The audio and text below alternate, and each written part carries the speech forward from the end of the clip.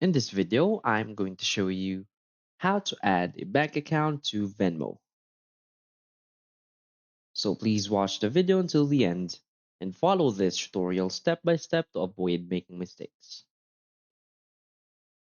So let's get started. So the first thing you want to do is to go to the Venmo app. So first open the Venmo app on your mobile device and go to the Me tab or Me section. Now open your wallet.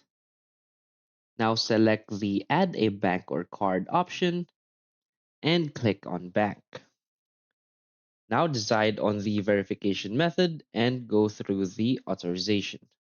So when you add your bank, just simply add the details required to add your debit or credit card or your bank account, such as your account number, the expiration date, and the CVV number. So finally, once you've connected your bank account, be sure to verify it before making any transactions to avoid losing money transfers due to incorrect bank details.